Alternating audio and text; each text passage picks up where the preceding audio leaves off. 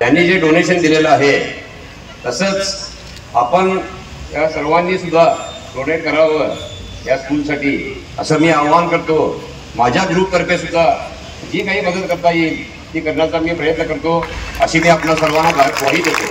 पण मला आज तिथे प्रमुख पाहुणे म्हणून बोलवलं, सचिन जवळ यांचा फोन आला होता मला, आमचे खास मित्र आहेत, त्यांचा फोन आलेल्या स्कूलचं भूमिपूजन आहे म्हटल्यावर एक सेकंदचा सुद्धा विलंब न लावता त्यांना मी सांगितलं की मी येतो, कारण माझ्या हा आवडीचा विषय आहे।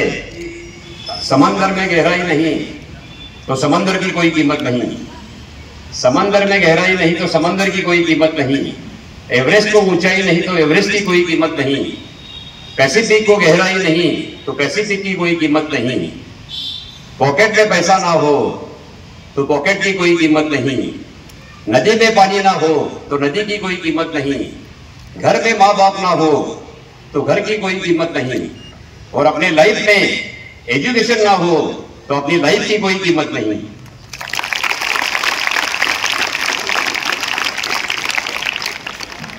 त्यामुळे एज्युकेशन ही एक अशी गोष्ट आहे की जे तुम्ही कितीही घेत राहा आयुष्यभर, म्हणजे असं म्हणतात की you should be learner through out your life. तर आपण जे लर्न करतो, आपण जे नॉलेज घेतो ते कोणीही चोरी करू शकत नाही। जगामध्ये सर्व काही चोरी होतं, पैसे चोरी होतात, सोनं चोरी होतं, चांदी चोरी होते, आपले काही डॉक्युमेंट चोरी होऊ शकतात, काही होऊ शकतं, पण आपल्या डोक्यामध्ये जे ज्ञान आहे ते कोणीही चोरी करू शकत नाही। किंगडम जेव्हा मोठा असू दे, पण ही जी प्रोसेस आहे ही प्रोसेस सुरू होते लर्निंग पासून। त्यामुळे प्रत्येकानं आपल्या आयुष्याच्या शेवटच्या श्वासापर्यंत शिकत राहिलं पाहिजे। जो कोणी म्हणतो की मला सर्व काही येतं तर त्याला काहीही येत नाही असं मी म्हणतो, कारण प्रत्येक गोष्ट शिकणं हे फार गरजेचं आहे आणि त्या शिकण्यातूनच आपण नवीन डेव्हलपमेंट करू शकतो, नवीन आपल्या थॉट्स येतात आपल्या डोक्यामध्ये। कारण आज तुम्हाला जर मोबाईलचा टॉवर नाही मिळाला, म्हणजे नेटवर्क नाही मिळालं तर तुम्ही अस्वस्थ होता, पण आमच्या लहानपणी मोबाईल नव्हता, पण आम्हाला टीचर्स किंवा पेरेंट्स थप्पड एक मारली तर आमचं नेटवर्क ऑटोमॅटिक जागेवर येत होतं। त्यामुळे तुम्ही लकी आहात असं मी म्हणतो। आणि त्याचं जरी कितीही डेव्हलपमेंट होऊ दे, आर्टिफिशियल इंटेलिजन्स येऊ दे किंवा डिजिटल एरा येऊ दे, काहीही येऊ दे, पण तुम्ही एक बेसिक गोष्ट लक्षात ठेवा, आर्टिफिशियल इंटेलिजन्सच्या जमान्यामध्ये तुम्ही नॅचरल स्टुपिडिटी करू नका। नॅचरल स्टुपिडिटी मीन्स व्हॉट, की आपण आई वडिलांना, टीचर्सना जे रिस्पेक्ट द्यायला पाहिजे, मोठ्यांना जे रिस्पेक्ट द्यायला पाहिजे ते आपण कायम हंबल राहिलं पाहिजे आणि ते त्यांना दिलं पाहिजे। जर आपण एज्युकेशन कितीही केलं, डिग्री हा एक पेपरचा पीस आहे, पण तुमचं जे बिहेवियर आहे त्यामधून तुमची डिग्री दिसून येते। त्यामुळे हंबलनेस हे फार महत्वाचं आहे। झुकेगा नाही साला हे मूवीमध्ये बरं वाटतं, पण ऍक्च्युअल लाईफमध्ये जो झुकता है वही आसमान को छू सकता है। त्यामुळे हे लक्षात ठेवायला पाहिजे प्रत्येकानं की कायम हंबल राहायला पाहिजे। Keep your foot on the ground and keep your head in the clouds असं म्हणतात की जमिनीवर जो पाय ठेवतो तोच आकाशाला शिवू शकतो। त्यामुळे कायम तुम्ही हंबल राहा आणि जमिनीवर बसलेल्या माणसाला किंवा जमिनीवर असलेल्या माणसाला पडण्याचा धोका नसतो। त्यामुळे कायम जमिनीवर राहा आणि सर्वांना रिस्पेक्ट द्या, टीचर्सना रिस्पेक्ट द्या, आपल्या कलिग्सना रिस्पेक्ट द्या, पेरेंट्सना द्या आणि सर्वांच्या प्रती म्हणजे कोणीही जे जोक्स करतात पेरेंट्सवर वगैरे मोबाईलमध्ये ते सुद्धा करू नका। तर त्यांचा रिस्पेक्ट करून जास्तीत जास्त चांगलं शिक्षण घेऊन आपल्या आयुष्यामध्ये कसं चांगलं होता येईल त्याचा विचार करा। कारण एक प्रोफेसर असतात आणि ते मुलांना एक मेणबत्ती दाखवतात, मेणबत्ती दाखवून विचारतात त्यांना की ही पेटत राहण्यासाठी काय करायला पाहिजे, पेटत परत राहायला पाहिजे तर काय करायला पाहिजे त्यासाठी।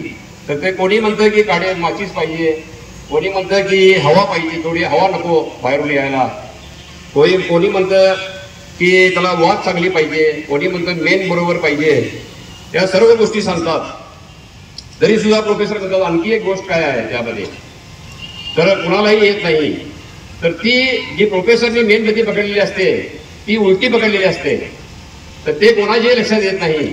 सर्वप्रथम जर मेणबत्ती पेटत राहायची असेल तर ती सरळ पकडणं गरजेचं आहे। त्यामुळे उलटी जर मेणबत्ती पकडली तर मेनच त्या मेणबत्तीला खाऊन टाकतो।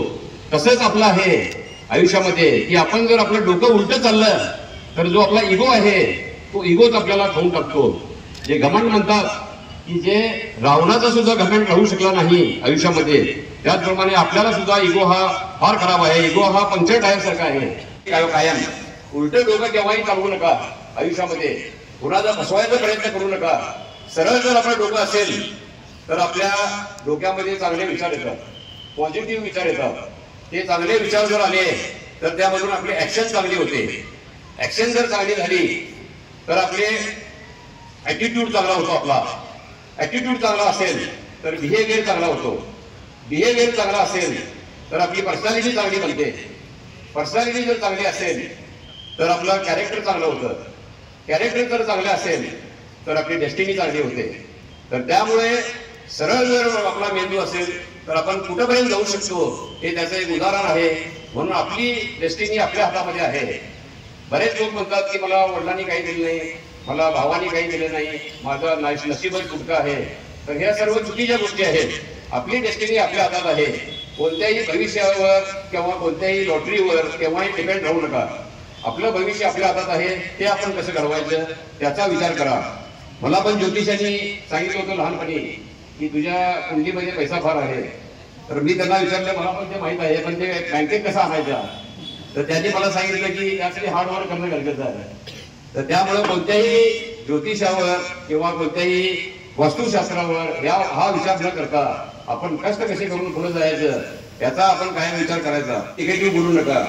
एका लहान मुलाला त्याच्या आईच्या मैत्रिणीनं म्हटलं, कायम ज्यावेळी घरी येत होती मैत्रीण आईची त्यावेळी कायम म्हणणार की बाळ चॉकलेट खाऊ नको, तुला म्हणजे फार त्रास होईल, दात चिडतील, मग तुझं आयुष्य कमी होईल असं. मग प्रत्येक वेळी तो ऐकून घेणार मुलगा. आणि परत दुसऱ्या वेळी आली मैत्रीण, बऱ्याच 2-3 महिन्यांना आली, परत म्हणाली की बोर्नविटा खाऊ नको, फार त्रास होणार, हे त्रास होणार, ते असं प्रत्येक वेळी त्याला सल्ला देत होती. तर ती मुलगी म्हणाली, लहान मुलगी म्हणाली की आंटी आमची तुम्ही कायम मला सल्ला देत असता, पण आमची आजी तर 110 वर्ष जगली होती. तर त्या मैत्रिणींना म्हटलं, आंटीनं म्हटलं त्याला की तुमची आजी चॉकलेट खात नसेल, बोर्नविटा खात नसेल आणि सर्व व्यवस्थित असणार म्हणून ती जगली असणार. तर ती मुलगी म्हणाली लहान की नाही, आमची आजी फक्त स्वतःच्या कामाच्या पुरतच बोलणार ती सर्वांच्या बरोबर, दुसऱ्यांच्या कामात ढवळाढवळ करणार नाही. त्यामुळे ती 110 वर्ष जगली. तर दुसऱ्याच्या कोणतीही चौकशी करायची गरज नाही. आपल्याला आयुष्यात पुढे जायचं असेल, माझ्या 61 वर्षाचा हा सर्व अनुभव मी सांगत आहे. तर त्यामुळे आपल्याला जर आयुष्यात पुढे जायचं असेल तर कोणाची टीका करू नका. 3 फिल्टर कानामध्ये लावायचे कायम, की कोणीही जर आपल्याला काही सांगायला आलं तर एक लक्षात ठेवायचं की ती गोष्ट आपल्याशी रिलेटेड आहे काय, पहिला फिल्टर. सेकंड फिल्टर, ती गोष्ट पॉझिटिव्ह आहे का निगेटिव्ह आहे. थर्ड फिल्टर, या गोष्टीमुळे आपल्याला फायदा होणार आहे काय नाही आहे. तर ह्या 3 गोष्टी जर आपण कानामध्ये लावून ठेवल्या तर आपण चुकीची कोणतीही गोष्ट ऐकणार नाही. तुमच्या डोक्यामध्ये केव्हाही निगेटिव्ह विचार येणार नाहीत. तर यासाठी सर्वांनी लक्षात ठेवायचं की कोणाचीही क्रिटिसिझम करायचं नाही, कोणाशी कम्पेअर करायचं नाही. स्वतःला कम्पेअर ज्यावेळी तुम्ही दुसऱ्याशी करता त्यावेळी तुम्ही स्वतःच्या आत्म्याचा अपमान करता. त्यामुळे आपल्याला देवानं बनवलेलं आहे ते एक piece, only 1 piece in the world असं बनवलेलं आहे. त्यामुळे आपण कसं आपली पर्सनॅलिटी डेव्हलप करायची, 3 फॉर्म्युला आहेत त्यासाठी 4, की 10,000 तास, 10 फूट, 10 इंच आणि 10 वर्ड हा फॉर्म्युला आहे. 10,000 तास म्हणजे तुम्हाला तुमच्या लाईफमध्ये काय करायचं आहे त्याचं पर्पज क्लिअर पाहिजे. एकदा पर्पज क्लिअर झालं, तुम्हाला स्पोर्ट्समन बनायचं आहे, सायंटिस्ट बनायचं आहे, डॉक्टर बनायचं आहे, इंजिनियर बनायचं आहे, काय बिझनेसमॅन बनायचं आहे. हा पर्पज जर क्लिअर झाला तुमच्या आयुष्यामध्ये, पर्पज क्लिअर असेल तर क्लॅरिटी येते लाईफमध्ये. त्यामुळं 10,000 तास त्या फील्डमध्ये काम केलं पाहिजे. तुम्हाला क्रिकेटर व्हायचं असेल तर तुम्हाला क्रिकेट 10,000 तास मिनिमम खेळायला पाहिजे. मॅक्झिममला लिमिट नाही आहे. Perfect practice makes man perfect असं म्हणतात. त्यामुळे 10,000 तास तुम्ही त्यामध्ये फील्डमध्ये काम करा तर तुम्हाला यश नक्कीच मिळेल. आणि डी म्हणजे direction. Direction is more important than speed असं म्हटलं जातं. तर स्पीड तुमचा किती आहे त्याला महत्व नाही आहे. तुम्ही 180 चालवताय गाडी काय 80 चालवताय, फक्त तुमचं डायरेक्शन बरोबर आहे काय, तुम्ही ज्या डेस्टिनेशनला तुम्हाला जायचं आहे त्या गाडीमध्ये तुम्ही बसलेला आहात काय, याला फार महत्व आहे. म्हणून पर्पज महत्वाचा आहे, डायरेक्शन महत्वाचं आहे, लास्ट जे फोकस. फोकस पण महत्वाचा आहे. ज्यावेळी तो अभ्यास करत असणार किंवा टीव्ही बघत असणार, ज्यावेळी तो काय बघत असणार त्यावेळी त्याला ऐकू येणार. जो टीव्ही बघत असताना त्याला दुसरं काही म्हणजे आई जरी गेली जेवण घेऊन तरी जे स्वतः तयार केलेले आहे. The car of success runs on 4 wheels of hard work, smart work, dedication and determination, with a stepney of cleanliness, accelerator of decision power, brake of self-control, clutch of discipline. If you want to win the race of life, you have to change the gear with right time, with your imagination power, with the steering of vision, mission and action and passion, and horn of good communication with feedback and follow-up, engine of teamwork and family and colleagues, and you can charge the battery of this vehicle with your smile. The speedometer of this car shows miles per hour, not miles per hour, and you should have good suspension to absorb the shocks of the life, pressures of the life and challenges of the life, and you should have good company and fuel of self-confidence to reach the destination. You should put the board of L, that means learner throughout your life, to what to learn, what to relearn and what to unlearn.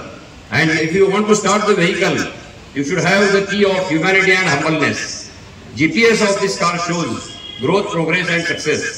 And you should keep doing balancing of 4 wheels frequently. And you should keep this vehicle fit to get more and more mileage.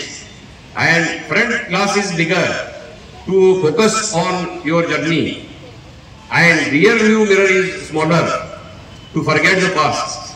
So this is the definition. He definition आहे. आणि यातली प्रत्येक गोष्ट जर तुम्ही आपल्या आयुष्यामध्ये आचरणात आणला, जसं मी हार्ड वर्क सांगितलं, यामध्ये टायर जे 4 आहेत त्यामध्ये एक हार्ड वर्क आहे. हार्ड वर्क इतकं करत राहिलं पाहिजे की जोपर्यंत आपली जी सिग्नेचर आहे ती ऑटोग्राफ होत नाही. की ज्यावेळी आपण नशिबावर न बघता आपला ज्यावेळी कष्टाचा ज्यावेळी आपण टॉस करतो, नाणं ज्यावेळी टॉस करतो, त्यावेळी हेड पण आपलं असतं आणि टेल पण आपलं असतं. आयुष्यामध्ये सर्वांना हेलिकॉप्टर दिसतं, प्लेन दिसतं, प्लेन उडवताना. तर प्लेन पेक्षा पण मला जास्त फिगर आलेले आहेत लाईफमध्ये. ते तो पार्ट मी तुम्हाला सांगत नाही जास्त, कारण failure is the part of life. त्याला केव्हाही घाबरू नका. कितीही फेल्युअर आले तर त्याला स्टेपिंग स्टोन्स बनवा. त्याच्यावर चढत चढत जर तुम्ही गेला तर तुम्हाला यशाची पायरी नक्की मिळणार. आणि आयुष्यामध्ये केव्हाही खोटं बोलू नका कुणाला आणि कुणाला फसवू नका. हे जर तुम्ही आपल्या बरोबर जर व्यवस्थित ठेवले सर्व गुण तर तुम्हाला 100% सक्सेसफुल बनणार. परत एकदा मी सर्व संयोजकांचं आणि सचिन नवरकर आभार मानतो आणि KDMG सुद्धा आभार मानतो. त्यांनी अतिशय चांगलं काम केलेलं आहे. आणि KDMGला सुद्धा माझ्याकडून काही मदत लागल्यास मी कायम तत्पर असणार, याची सुद्धा मी ग्वाही देतो. कारण जे काम करतात आता आपले प्रकाशजी आहेत, त्यांनी कोविडमध्ये पुराच्या वेळी त्यांचे स्वतःचे दुधाचे टँकर बंद करून त्यांनी लोकांना पाणी दिलेलं आहे. प्रत्येक जण म्हणतो माझ्याकडे काय आहे द्यायला, पण प्रत्येकाकडे देवानं दिलेलं आहे काहीतरी. फक्त पैसाच द्यायला काही जरुरी नाही आहे. आपले जुने कपडे देऊ शकतो आपण, आपली जुने पुस्तकं देऊ शकतो, आपला वेळ देऊ शकतो. अशाच अपडेटसाठी SP न्यूज चॅनलला लाईक करा, शेअर करा आणि सबस्क्राईब करा.